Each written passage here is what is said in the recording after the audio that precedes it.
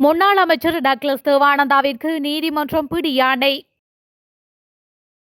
எதிர்க்கட்சித் தலைவர் ஆசனத்தில் அமர்ந்து முதல் நாளே சர்ச்சையை கிளப்பிய அர்ச்சுனா. அரசு ஊழியர்களுக்கு ஜனாதிபதியிடமிருந்து மகிழ்ச்சியான செய்தி. ரணில் அரசாங்கத்தின் முன்னாள் அமைச்சர்கள் குற்றப்புலனாய்வு திணைக்களத்தில் முன்னிலை.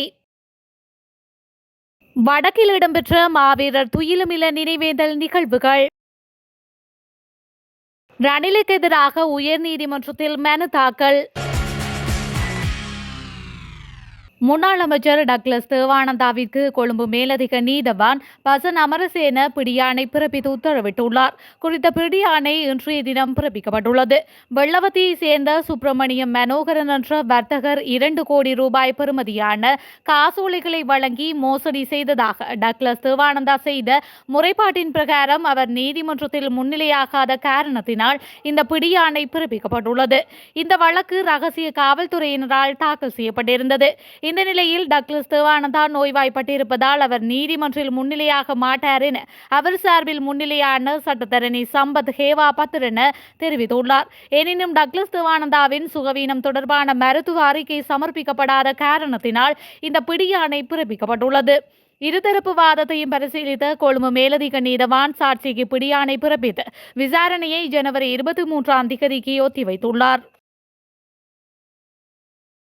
வரவு செலவு திட்டத்தின் ஊடாக அரசு ஊழியர்களின் சம்பளம் அதிகரிக்கப்படும் என்று ஜனாதிபதி அனுரகுமார திசாநாயக்க தெரிவித்துள்ளார்.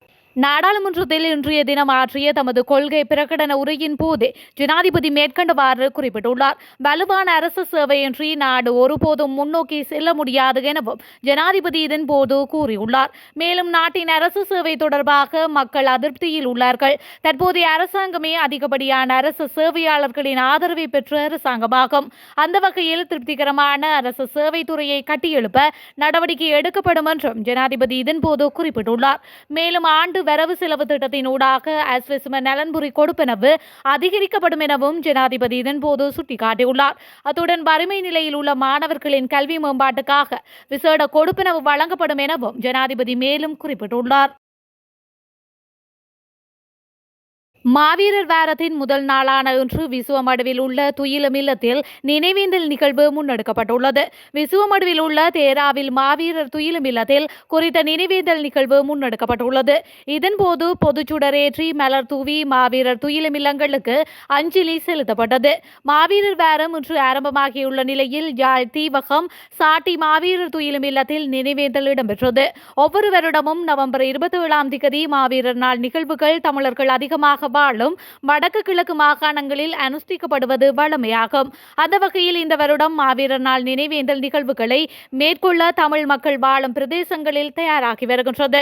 மேலும் கொட்டும் மழைக்கு மத்தியிலும் யாழ் கொடிகாமம் மாவீரர் நினைவேந்தல் மையத்தில் மாவீரர்களுக்கு அஞ்சலி செலுத்தி நினைவேந்தல் ஆரம்பித்து வைக்கப்பட்டது. இதில் முதன்மை சுடரை 4 மாவீரர்களின் சகோதரரான சி சிவனேசன் ஏற்றி வைத்தார்.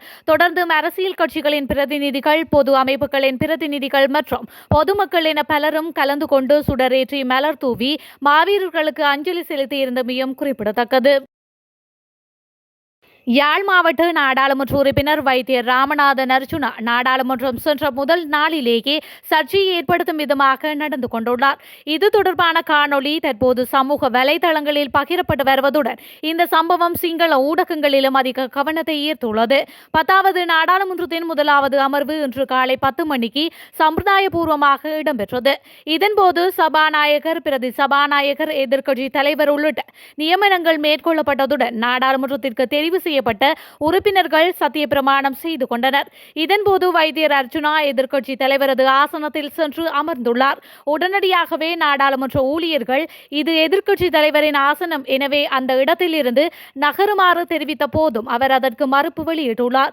நாடாளுமன்ற அமர்வின் முதல் நாளன்று நாடாளுமன்ற உறுப்பினர்கள் ஜனாதிபதி, எதிர்க்கட்சி தலைவர், முன்னாள் ஜனாதிபதிகள் ஆகியோருக்கு சம்பிரதாயபூர்வமாக ஒதுக்கப்பட்ட ஆசனங்களை தவிர்த்த ஏனைய ஆசனங்களில் அமர முடியும்.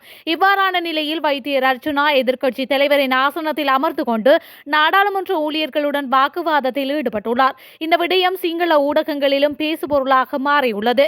இந்த நிலையில் எதிர்க்கட்சி தலைவர் சஜித் பிரேமதாச வேறொரு ஆசனத்தில் அமர்ந்தமையும் குறிப்பிடத்தக்கது. முன்னாள் அமைச்சர்களான ரமேஷ் பத்திரன, ரோஷான் ரணசிங்க, பிரசன்ன ரணதுங்க ஆகியோர் இன்று காலை குற்றப்புலனாய்வு திணைக்களத்தில் முன்னிலையாகியுள்ளனர். தரமற்ற நோய் எதிர்ப்பு மருந்துகளை கொள்வனவு செய்வது தொடர்பில் முன்னாள் சுகாதார அமைச்சர் கெஹிலிய ரம்புகவெலவினால் முன்வைக்கப்பட்ட அமைச்சரவை பத்திரத்திற்கு அங்கீகாரம் வழங்குவது தொடர்பிலான அறிக்கைகளை பெற்றுக்கொண்டமை தொடர்பிலேயே அவர்கள் அழைக்கப்பட்டுள்ளனர். இந்த நிலையில் முன்னாள் அமைச்சர் ஹரின் பெர்னாண்டோ நாளை குற்றப்புலனாய்வு பிரிவினரிடம் முன்னிலையாக உள்ளதாக தெரிவிக்கப்பட்டுள்ளது.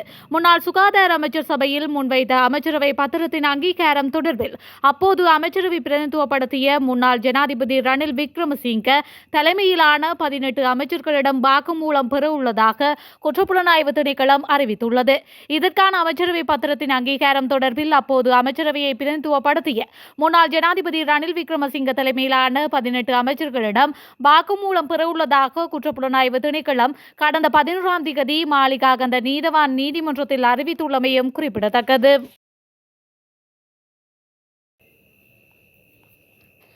மன்னார் பொது வைத்தியசாலையில் தாய் சேய் உயிரிழந்தமை தொடர்பில் பகிரங்கமான விசாரணைகள் முன்னெடுக்கப்பட வேண்டும் என வன்னி மாவட்டத்திலிருந்து நாடாளுமன்றத்திற்கு தெரிவு செய்யப்பட்டுள்ள அகில இலங்கை மக்கள் காங்கிரசின் தலைவர் ரிசாத் பதியுதீன் சுகாதார அமைச்சர் நலிந்த ஜெயதிசவிற்கு கடிதம் மூலம் கோரிக்கை விடுத்துள்ளார். கடந்த செவ்வாய்க்கிழமை பிரசவத்திற்காக அனுமதிக்கப்பட்ட நிலையில் மரணமடைந்த இளம் தாய் சேய் ஆகியோரின் மரணங்கள் தொடர்பில் சுட்டிக்காட்டியே இந்த கடிதத்தை அவர் அனுப்பியுள்ளார். குறித்த தாய் மூச்சு திணறல் உட்பட சில உபாதைகளுக்கு உள்ளானமை தொடர்பில் அவரது உறவினர்கள் அங்கு கடமையில் இருந்தவர்களுக்கு சுட்டிக்காட்டியும் அவற்றை புறந்தள்ளி சாதாரண மகப்பேற்று பிரிவில் அனுமதித்துள்ளனர் எனவும் கடிதத்தில் தெரிவித்துள்ளனர்.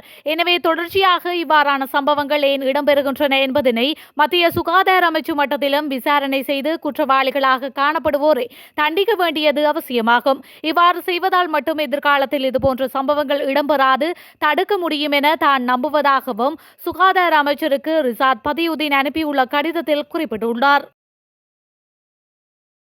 இஸ்ரேல் பிரதமர் நெதன்யாகுவிற்கு பிடியாணை பிறப்பித்து சர்வதேச குற்றவியல் நீதிமன்றம் உத்தரவிட்டுள்ளது. இஸ்ரேலின் முன்னாள் பாதுகாப்புத்துறை அமைச்சர் ஜோவ் கேலண்டிற்கு எதிராகவும் இந்த பிடியாணை பிறப்பிக்கப்பட்டுள்ளது. போரில் மனித உரிமைகள் மீறப்பட்டதாகவும் போர் குற்றங்கள் நடந்ததாகவும் விமர்சனங்கள் எழுந்தன. இதற்கிடையே இது தொடர்பான வழக்கு சர்வதேச குற்றவியல் நீதிமன்றத்தில் நடந்து வந்தது. அந்த வழக்கில் இப்போது இஸ்ரேல் பிரதமர் நெதன்யாகுவிற்கு சர்வதேச குற்றவியல் நீதிமன்றம் பிடியாணை பிறப்பித்து உத்தரவிட்டுள்ளது. அதேபோல இஸ்ரேலின் முன்னாள் பாதுகாப்புத்துறை அமைச்சர் ஜோவ் கேலண்டிற்கும் எதிராகவும் பிடியாணை பிறப்பிக்கப்பட்டுள்ளது. பலஸ்தீன மக்களின் போர் மரணம் தொடர்பான இஸ்ரேல் அளித்த விளக்கங்களை நிராகரித்த சர்வதேச நீதிமன்றம் போர் தொடர்பாக இஸ்ரேல் அரசின் அறிக்கைகளையும் நிராகரித்துள்ளது. மேலும் மருத்துவ உதவிகளை புறக்கணித்து குழந்தைகள் உட்பட பல உயிரிழப்புகளை இஸ்ரேல் ஏற்படுத்தியதாக சர்வதேச நீதிமன்றம் கண்டனம் தெரிவித்துள்ளது. இந்த இரு இஸ்ரேல் தலைவர்கள் மட்டுமன்றி கமாஸ் தலைவர் முகமது தியாப் இப்ராஹிம் அல் மஸ்ரிக்கும் பிடியாணை பிறப்பிக்கப்பட்டுள்ளமை குறிப்பிடத்தக்கது.